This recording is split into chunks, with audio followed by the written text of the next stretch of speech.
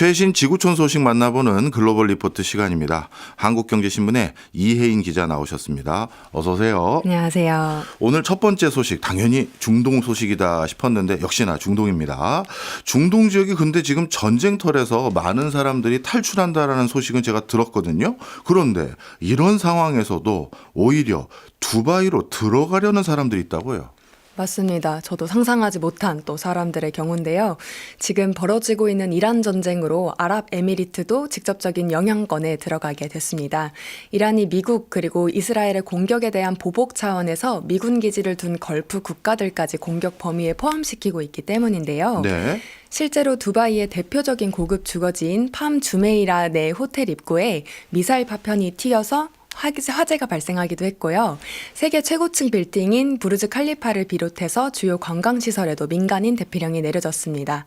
우리 외교부도 아랍에미리트에 대한 여행 경보를 철수 권고로 상향한 상태고요. 그렇군요. 네, 근데 이런 상황에서도 오히려 두바이로 들어가려는 사람들이 있는데요. 이유는 다름 아닌 세금입니다. 네. 세금을 피하기 위해서 수억 원짜리 전세기까지 타고 두바이로 향하는 부유층들이 있다고 합니다. 아니 전쟁이 나면 일단 일신상의 위험을 피하기 위해서 거길 벗어나야 될 텐데 그럼에도 불구하고 세금 때문에 두바이로 돌아가고 있거나 그냥 글로 달려가고 있다고요? 그렇습니다. 이 사정을 이해하려면 먼저 아랍에미리트의 특수성을 봐야 하는데요. 예. 아랍에미리트는 개인을 대상으로 소득세를 부과하지 않고 있습니다. 예. 세계적인 산유국인 만큼 석유와 가스 수출로 막대한 재정을 이미 확보를 해왔고 그 덕분에 세금이 없어도 공공서비스와 인프라를 유지할 수 있다는 건데요. 소득세를 면제함으로써 외국인 투자와 고소득 인력을 끌어들여서 글로벌 금융, 무역 허브로 성장시키려는 전략도 깔려 있었습니다. 그 대신에 조건이 있습니다. 네. 이런 세제 혜택을 누리려면 매년 일정 기간 동안 현지에 체류를 해야 된다는 건데요. 일반적으로 아랍에미리트 세법상 거주자가 되려면 12개월 동안 183일 이상, 그러니까 반년 이상 아랍에미리트에 머물러야 되고요. 거주 비자를 가지고 있거나 현지 사업을 하는 등의 이런 추가 요건이 달성이 되면 90일 수준으로 완화되는 경우도 있습니다. 네. 문제는 지금 전쟁 때문에 그 체류 요건을 맞추는 것 자체가 너무 어려워졌다는 건데요. 항공편이 대거 취소된 데다가 연공 제한까지 겹치면서 두바이로 들어가는 항공편 공급 자체가 크게 줄어들었거든요. 예.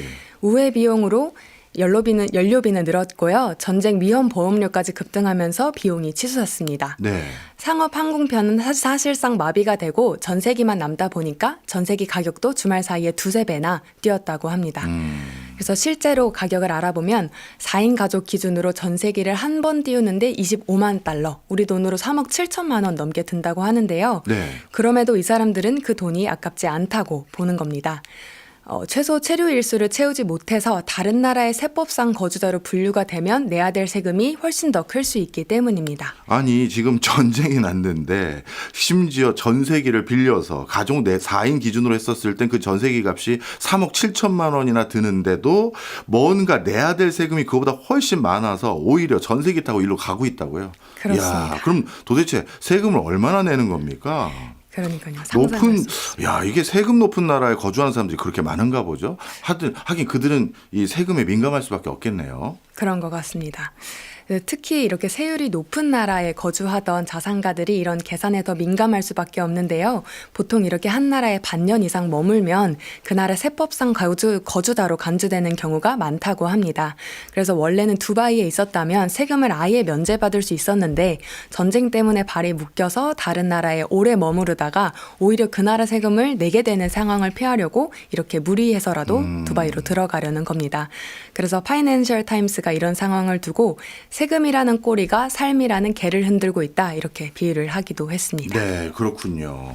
그런데 일반적인 사람들은 어쩌면 중동을 지금 빠져나가려고 노력할 것 같은데요.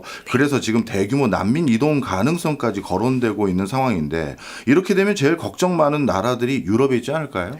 그렇습니다. 전쟁이 본격화되면서 대규모 피난민들이 발생할 가능성이 굉장히 커지고 있는데요.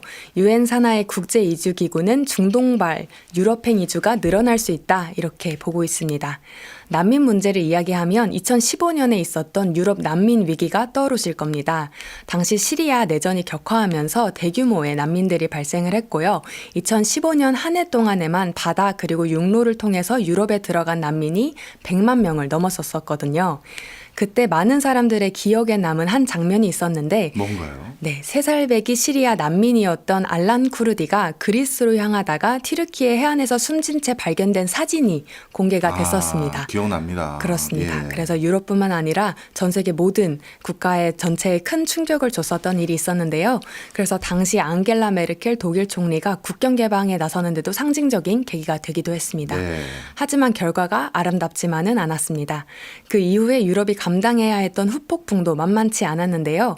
단순히 사람이 많이 들어온 문제가 아니라 유럽의 정치, 사회, 인도주의 시스템 전반이 흔들렸다는 점이 유럽에게는 마치 트라우마처럼 남아 있습니다. 유럽 국가 간의 신뢰가 우선 가장 크게 흔들렸는데요. 유럽인들에게는 쉥겐 협약이라는 게 있어요. 국경 없이 자유롭게 오갈 수 있는 상징 같은 거였는데요. 난민이 대거 밀려오면서 각국이 다시 국경에 철조망을 치고 군대를 배치하기 시작했습니다. 네. 난민 범죄 문제도 수면 위로 떠올랐는데요. 독일에서 쾰른이라는 지역에서 집단 성범죄 사건이 있었는데 이 가해자 중 일부가 난민 신청자였다는 사실이 알려지면서 사회적 불안감도 크게 높아지기도 했었습니다. 그래서 결과적으로 이 혼란은 유럽 정치 지형까지 송두리째 바꿔놨는데요. 이렇게 난민 반대를 앞세운 극우 정당들이 독일, 프랑스 등에서 주류 정치권 안으로 본격적으로 진입을 하게 됩니다. 네. 이런 경험을 한 뒤라서 지금 유럽은 훨씬 신중한 상태입니다. 제한된 자원으로 이번 위기를 어떻게 관리할지, 또 불확실성이 큰 상황에서 어떤 수준까지 난민들을 받아들일 수 있을지 각국이 좀 신중하게 따져보고 있다고 합니다. 그렇겠네요, 진짜. 그런데 제가 알기로 2015년 당시에는 튀르키예가 난민을 받아줬던 걸로 알고 있는데 이번에는 튀르키예마저 입장이 달라지지 않을까요? 그렇습니다. 2015년 당시에도 시리아 난민들이 튀르키예를 거쳐서 유럽으로 향하는 경우가 많았는데 사실상 유럽으로 가는 관문 역할을 지리적으로 하고 있어요. 그런데 이번에는 분위기가 굉장히 다릅니다. 원래 이란 국민은 비자가 없어도 튀르키예에 들어가서 90일 정도 체류를 할 수가 있었는데 지금은 국경을 봉쇄하면서 난민 유입을 아예 차단하고 있습니다. 시리아 내전 당시의 인구는 2,300만 명이었는데도 그 정도의 혼란이 있었던 건데요. 네. 이란 인구는 지금 9,300만 명에 달합니다. 네. 중동과 가까워서 안 그래도 안보 불안이 심한 상황인데 난민 문제까지 걱정해야 되는 상황인 겁니다. 예. 또 경제는 이미 30%가 넘는 인플레이션을 잡기 위해서 긴축 조치를 취하고 있는데요. 이런 상황에서 경제에 큰 충격으로 작용할 수도 있다는 우려가 나오고 있습니다. 결국 같은 전쟁을 마주하고도 누구는 수억 원을 들여서 전세기를 타고 세금 없는 전쟁터로 들어가고 누구는 목숨을 걸고 국경을 넘어서 전쟁터 밖으로 탈출하려고 합니다. 이렇게 중동에서 나타나고 있는 두 집단의 역설적인 모습이 인상 깊은 것 같습니다. 네, 그렇군요. 진짜 많은 생각을 하게 되는 장면인 것 같습니다. 다음 소식은 중국이네요. 중국에서 소수민족의 언어를 사용할 자유가 없어지고 있다. 야, 이 소식은 또 뭔가요? 그렇습니다. 네. 4일부터 지금 중국에서 최대 정치 행사인 양회가 열리고 있습니다. 양회는 전국인민대표대회인 전인대, 그리고 전국인민정치협상회의인 정협 이렇게 두 개로 구성이 되는데요. 네. 이 가운데 전인대는 중국 헌법상 최고 국가 권력기관이자 사실상 유일한 입법기구예요. 그래서 이번 양회에서 다뤄지고 있는 핵심 법안 가운데 하나가 바로 민족단결 진보 촉진법입니다. 네. 중국은 인구 14억 명 가운데 약 90%가 한족이지만 공식적으로는 56개 민족을 인정하고 있습니다. 근데 중국어를 쓰는 게 아니라 이제 이들은 위구르어, 몽골어, 조선어 이런 것처럼 일상에서 말하고 글을 쓰는 언어 자체가 다른 집단이 분명히 존재합니다. 네. 원래 중국은 이런 소수 집단들을 1949년 건국 초기부터 이런 자치, 언어 사용에 대해서 일정 부분 보장을 해왔었습니다. 예. 자치고학교에서는 민족 언어 교과서와 수업이 따로 운영이 됐고요. 일부 지역에서는 수학이나 과학 같은 주요 과목들도 이런 소수민족 언어로 배우는 체계가 유지가 되고 있었습니다. 그리고 대학 입시 시험인 가오카오도 소수민족 언어로 치를 수 있는 선택권이 원래는 있었어요. 그런데 이번 법안의 핵심은 그 무게중심을 표준 중국어 중심으로 더 강하게 옮기겠다는 건데요. 이런 주요 과목들을 표준 중국어로만 배울 수 있게 되는 겁니다. 예. 그래서 소수민족 언어는 사실상 외국어를 배우듯이 선택 과목이 됩니다. 그렇군요. 그렇습니다. 그리고 또 눈에 띄는 거는 이런 학생들뿐만 아니라 일상생활에서도 문자 사용 원칙까지 담았다는 점인데요. 예. 초안을 보면 공공장소에서 국가 공용어, 그러니까 표준어, 그리고 소수민족 언어를 함께 써야 되는 경우에 위치, 순서 등에서 국가 공용어를 더 두드러지게 써야 된다고 적시가 되어 있습니다. 그래서 간단한 간판이나 안내문처럼 일상에서 보기 좋은, 일상에서 보기 쉬운 표기 체계에서도 소수민족 언어가 시각적으로 한 단계 뒤로 밀릴 가능성이 큰 상황입니다. 네. 딱 말씀 듣고 보니까 소수민족의 정체성을 약화시키려는 것 같다라는 생각이 드는데 중국에서는 이런 흐름이 이번 처음 시작된 게 아니잖아요. 예전에도 있지 않았습니까? 그렇습니다. 이런 움직임이 처음은 아닌데요. 중국이 소수민족 언어 교육을 약화시키려는 움직임은 이미 몇 년 전부터 단계적으로 진행이 되어 오고 있었습니다. 대표적인 사례가 2020년 내몽골 자치구인데요. 당시 내몽골 교육당국은 초등학교, 중학교의 핵심 과목 가운데 국어, 도덕, 역사 같은 수업에 국가 통합 교과서를 도입하고 수업 언어도 몽골어가 아니라 표준 중국어로 바꾸겠다고 했습니다. 네. 그리고 이 과목들의 수를 2년 동안 확대를 해서 모든 과목을 표준 중국어로만 바꿀 구상이었는데요. 네. 당시 내몽골에서는 반발이 굉장히 컸습니다. 내몽골 사람들에게 몽골어는 마지막 자존심 같은 거였기 때문인데요. 그렇겠죠. 그렇습니다. 티베트 그리고 신장 위구르와 다르게 내몽골은 상대적으로 중국 정부의 협조적이라는 평가를 받아왔었는데 이례적으로 하는 이 언어 통제에 분노가 폭발한 겁니다. 학부모와 학생들이 등교를 거부하고 시위에 나섰습니다. 수천 명이 모여서 민족의 뿌리를 뽑는다. 언어와 역사를 지키자라고 하면서 시위를 벌인 건데요. 예. 일부 몽골족 공무원들과 경찰들도 시위에 동조하거나 사직서를 던지면서 저항을 했습니다. 네. 몽골 본국에서도 내몽골은 중국에 순종해왔는데 우리는 배신당했다라면서 연대 시위도 발생했었습니다. 그랬군요. 근데 중국 정부에는 전혀 효과가 없었습니다. 강경 대응으로만 일관했어요. 시위 주동자들에게 수배령을 내렸고 아이를 학교에 보내지 않는 부모들을 해고하거나 구금하겠다고 위협을 했습니다. 그래서 결과적으로 시위는 진압이 됐고요.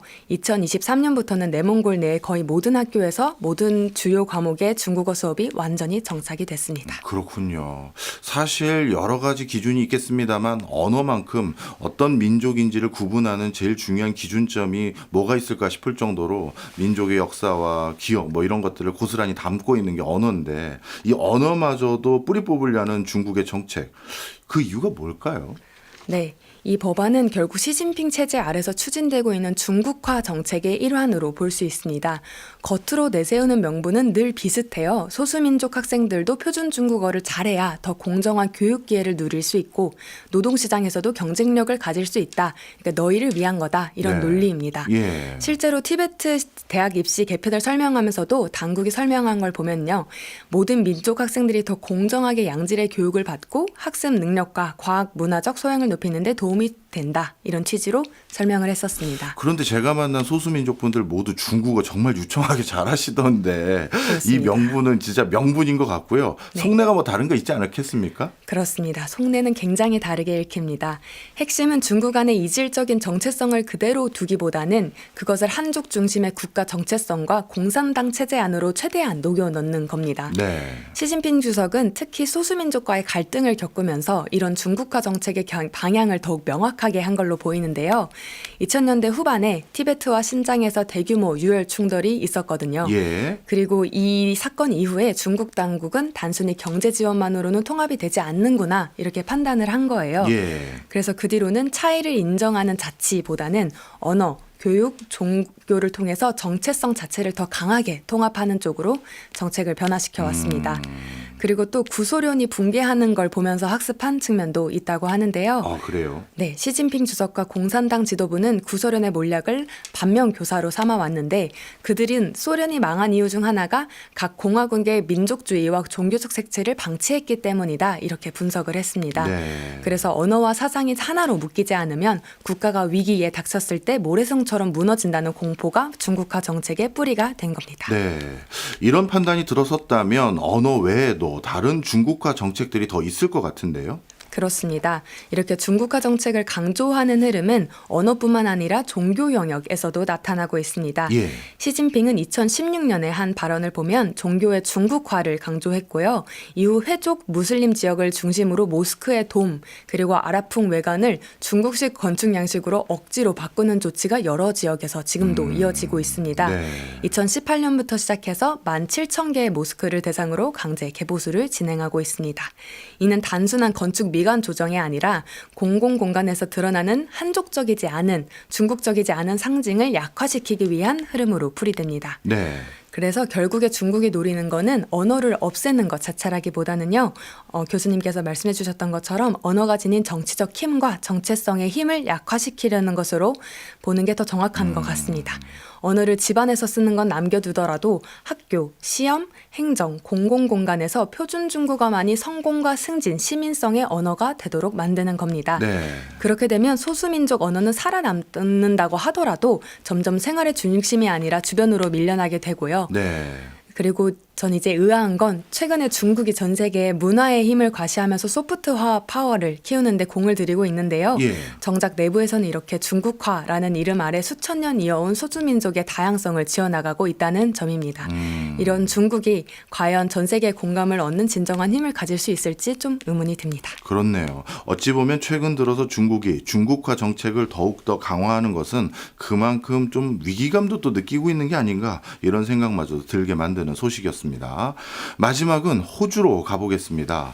호주에서 재택근무를 법으로 보장하는 곳이 나왔다고요? 그렇습니다. 호주 멜버른이 있는 빅토리아주가 주 2일 재택근무를 법적인 권리로 보장하는 내용의 법안을 추진하고 있다는 소식입니다. 빅토리아주의 주도인 멜버른은 호주를 대표하는 대도시 중에 하나인데요. 여기 있는 기업들을 살펴보면 BHP, 리오틴토, ANG은행, 텔스트라 이런 주요 기업들 그리고 대형 연기금들이 자리를 잡고 있습니다. 네. 현재 빅토리아주에서 집권 중인 노동당이 공공 그리고 민간 부문 직원들에게 주 2일 재택근무를 할 수 있는 법적 권리를 보장하는 방안을 추진하고 있다는 소식인 건데요. 법안이 통과되면 오는 9월부터 바로 시행이 될 예정입니다. 다만 소규모 기업에는 조금 더 긴 적응 기간이 주어질 것으로 보입니다. 오는 11월 주선거를 앞두고 있는데 지금 재선을 노리고 있는 재신타 앨런 주 총리 입장에서는 이 재택근무 공약이 핵심 승부수가 될 가능성이 큽니다. 네. 재택근무를 이렇게 법으로 어떻게 보면 뭐랄까요? 권고하는 수준까지 하려는 진짜 경제적 실익이 있습니까? 네, 그렇다고 하는 게 지금 앨런 주 총리의 주장인데요. 네. 재택근무를 하게 되면 가족당 연간 약 5,300 호주 달러, 우리 돈으로는 약 480만 원의 비용을 아낄 수 있게 되고요. 또 통근 시간을 줄인다는 점이 큰데 이렇게 노동시간 참여를 오히려 높일 수 있다 주장하고 있습니다. 실제로 멜버른 외곽에서 도심으로 출퇴근하는 직장인들은 하루 예. 평균 한두 시간을 길 위에서 보내는 경우가 많거든요. 예. 멜버른은 도심을 중심으로 주거지가 사방으로 넓게 퍼져 있는 구조입니다. 예. 차가 안 막히면 40분 거리여도 출퇴근 시간에는 고속도로 진입부터 정체가 시작되면서 편도 1시간, 왕복 2시간이 흔한 일상이 됩니다. 예. 그러니까 주 2일만 재택을 해도 일주일에 3, 4시간, 한 달이면 15시간이 넘는 개인의 자유시간이 생기는 셈인데요. 그 가족을 가족과 보내거나 아니면 자기 개발에 쓸 수 있다는 점을 강조하고 있습니다. 그렇네요. 생각해보니까 진짜 근무 시간만 줄여도 이걸로 인해서 경제적인 다양한 편익들이 더 높아질 수 있는 그런 상황이었군요. 그런데 재택근무 문제를 그렇게 단순하게만 볼 수 없을 것 같은 생각도 드는데 호주 내 여론은 어떻습니까? 네, 재택근무 문제는 호주에서도 꽤 민감한 정치적 쟁점입니다. 실제로 지난해 호주 총선에서도 이 문제가 크게 논란이 됐었던 적이 있는데요. 예. 당시 야당이던 자유당은 공공부문에서 이른바 지속 가능하지 않은 재택근무 관행을 바로잡겠다라고 하면서 공무원들을 주 5일 사무실 근무 체제로 복귀시키겠다는 공약을 내놨습니다. 예. 그런데 이 정책은 노동자들의 강한 반발을 불러왔고요. 발표한 지 한 달도 되지 않아서 사실상 철회됐습니다. 당시에는 도널드 트럼프 미국 대통령이 비슷한 공무원 사무실 복귀 기조를 띠고 있었는데 이걸 따라한 게 아니냐라는 비판도 좀 강하게 받았었습니다. 네. 재택근무에 대해서 여기에서는 당연히 기업들의 시선도 대체로 싸늘한데요. 주요 기업 경영진들은 직원들의 사무실 복귀를 지금 계속해서 코로나 이후로 요구를 하고 있습니다. 네. 작년에 취임한 누노마토스 ANG 최고 경영자도 사무실 출근율이 낮을 경우에 보너스 지급에 불이익을 줄 수 있다라고 밝힌 적이 있고요. 경제단체들도 이번 정책이 일자리 유출을 부를 수 있고 이미 부진한 호주의 생산성 문제를 더 악화시킬 수 있다 이렇게 경고를 하고 있습니다. 진짜 그럴 것 같아요. 이 재택 문제는 어떻게 보면 입장이 다 첨예하게 다를 수 있거든요. 고용주 입장에서는 웬만하면 나와서 일해주길 바라는 마음이 당연히 클 수 있는 요인이 있고 근로자 입장에서 내가 알아서 잘 열심히 일하는데 집에서 일할 수 있는 여지를 좀 줬으면 좋겠다 이럴 수 있고 또 업무에 따라서 누구는 꼭 나와야 되고 누구는 집에서 일해도 되는 업무면 나오는 사람만 또 불이익이 될 거니까요. 그리고 또 현장에서 보니까 또 중요한 또 다른 요소가 대기업과 중소기업 차이도 크던데 호주는 어떻습니까? 호주도 마찬가지입니다. 대기업과 중소기업의 입장 차이가 커요? 네, 대기업과 중소기업의 입장 차이가 굉장히 큰데요. 이미 유연 근무제를 운영해온 대기업들은 상대적으로 적응이 쉬울 수 있지만 소규모 기업들은 새로운 법에 더 큰 부담을 느낄 수 있다는 얘기가 안 그래도 나오고 있습니다. 그렇겠죠. 네. 특히 소기업들은 인력을 키우고 생산성을 유지하는 과정에서 대면 협업, 감독, 멘토링, 현장 교육에 많이 의존하는데요. 이런 부분은 재택근무만으로 대체하기 쉽지 않다는 겁니다. 네. 한마디로 재택근무를 원하는 직원들의 요구와 생산성과 조직관리, 교육 문제를 우려하는 기업들의 입장이 정면으로 맞부딪히고 있고 이가 정치적인 갈등으로 나타나고 있는 상황이다. 이렇게 볼 수 있습니다. 네. 다른 나라 상황 참고해 보면 좋을 것 같은데요. 재택근무에 대해서 혹시 호주 말고 다른 나라들은 어떤 입장들입니까? 네. 호주의 이번 법안은 다른 나라와 비교해도 꽤 파격적인 편인데요. 예. 물론 다른 나라들도 재택근무나 유연근무를 제도적으로 넓히고는 있습니다. 다만 호주 빅토리아주처럼 주 2일 재택근무를 법적인 권리로 보장하는 방식보다는 대체로 근로자가 원격 근무를 요청하는 권리를 넓히는 쪽에 가깝습니다. 예. 예를 들어서 아일랜드는 2024년 3월부터 모든 근로자에게 원격 근무 요청권을 법적으로 보장하기 시작했고요. 영국도 2024년 4월에 법 개정을 해서 유연근무제, 즉 재택근무를 포함한 근무 방식 변경 신청의 문턱을 크게 낮췄습니다. 예전에는 26주 이상 일해야지 이 근무제도를 이용할 수 있었는데 네. 이제는 입사 첫날부터 바로 원격 근무를 요청할 수 있게 된 겁니다. 아니 입사 첫날에 원격 근무를 요청하는 거는 이거 보수적인 시각 가진 사람들은 이건 좀 심하다라고 생각할 수도 있는 여지가 있겠네요. 그렇습니다. 예, 또 다른 나라 얘기 좀 해주세요. 네, 네덜란드도 이 분야에서 가장 앞서 있는 나라 중 하나로 꼽히는데요. 예. 세계 최초로 이른바 재택근무 권리법 논의를 본격화했던 나라답게 유연근무법을 통해서 근로자가 근무 장소 변경을 요청할 수 있도록 하고 있고요. 예. 고용주는 사업 운영에 중대한 지장이 없는 이상 이를 수용해야 됩니다.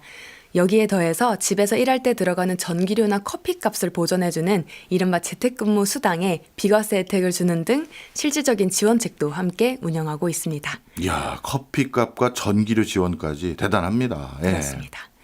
다른 나라들의 그 재택근무 제도권으로 이제 편입하는 이런 내용들을 딱 들어보니까 대부분은 허용해 줄 수는 있다. 그리고 요청하면 해주겠다. 이런 정도 수준인 것 같은데 호주는 좀 많이 다르네요. 그렇습니다. 다른 나라들도 논의는 분명히 하고 있고 제도권 안으로 분명히 들여오는 오고 있지만 대부분은 허용 여부를 논의하는 단계에 머물러 있습니다. 네. 반면에 호주 빅토리아주는 한 걸음 더 나아가서 일정 수준의 재택근무를 아예 법적 권리로 못 박으려는 점에서 훨씬 더 강한 실험이다. 이렇게 볼 수 있겠습니다. 그렇네요. 결국 빅토리아주의 이번 시도는 단순히 노동당의 진보적인 공약 하나를 넘어서 전 세계 선진국들이 함께 부딪히고 있는 일과 삶의 균형, 워라밸이라고 하죠. 그리고 생산성과 유연성 사이의 새로운 기준을 어디에 둘 것인가를 보여주는 시험대가 될 가능성이 큽니다. 이 실험이 성공할지 아니면 재계의 반발에 부딪혀서 주저앉을지는 앞으로 미래의 글로벌 스탠다드를 가늠하는 하나의 지표가 되지 않을까 합니다. 우리 역시 재택근무를 둘러싼 논쟁 속에서 생산성과 워라밸 사이에서 어떤 선택을 할지 고민해 볼 시점인 것 같습니다. 그렇네요. 우리나라도 재택근무에 대해서 요구사항이 점점 높아지고 있는데 언젠가 이와 유사한 시도들이 또 선거에 맞물려서 일어나지 않을까 이런 생각도 가져봅니다. 지금까지 이혜인 한국경제신문 기자였습니다. 고맙습니다. 감사합니다.